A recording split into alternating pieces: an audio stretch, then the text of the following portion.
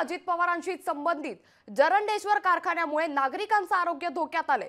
जरंडेश्वर कारखान्याच्या पाण्यामुळे तिळगंगा प्रदूषित होते। दुर्गंधीयुक्त पाण्यामुळे कुमठे, आसरे, कोरेगावकर आता हैराण झालेत। तिळगंगा नदीकाठच्या बहुसंख्य विहिरींचं पाणीही दूषित झालंय।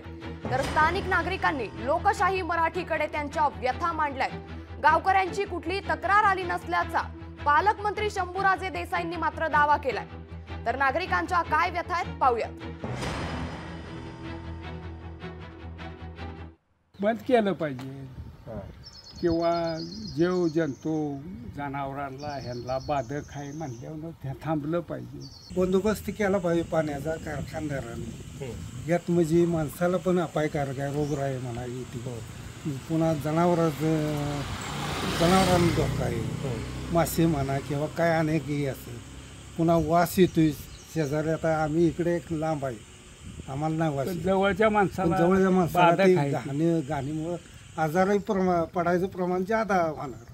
बरोबर म्हणजे ते पाण्याचा बंदोबस्त केला पाहिजे। दरम्यान यावर आता राजकीय नेत्यांच्या प्रतिक्रिया येऊ लागल्यात, पाहूयात। मला माहित नाही तिथं स्थानिक परिस्थिती काय आणि दूषित पाणी काय येतंय। ती कारण मीमांसा स्थानिक लोक बघतील आणि त्याच्यावर तिथले स्थानिक आमदार जे आहेत ते लोकांची काय परिस्थिती आहे ते बघून योग्य त्या पद्धतीने कारवाई करतील। नाहीतर मग तिथं स्थानिक कार्यकर्ते ते त्याच्यावर बघतील। जरंडेश्वर सहकारी साखर कारखाना हा माझ्या जिल्ह्यामधला आहे, सातारा जिल्ह्यामधला आहे। परंतु अशा पद्धतीची कुठलीही तक्रार अजूनपर्यंत तरी ना जिल्हाधिकाऱ्यांच्याकडे किंवा पालकमंत्री म्हणून माझ्याकडे त्या ग्रामस्थांनी केलेली नाही। परंतु जर अशी काही तक्रार त्यांनी स्थानिक प्रशासनाकडे दिली असेल किंवा स्थानिक अधिकाऱ्यांच्याकडे दिली असेल, मी ताबडतोब जिल्हाधिकाऱ्यांना सूचना देईन की अशा पद्धतीने जर कुठे वेस्ट वॉटर इफ्युलंट ट्रीटमेंट न करता जर जात असेल त्या कारण मी कारखानदार आहे, आपण अशा वेस्ट वॉटरवरती इफ्युलंट ट्रीटमेंट करतो आणि ते शुद्ध करून बाग बगीचाला वगैरे इतर कामासाठी शेतीसाठी वगैरे आपण वापरतो।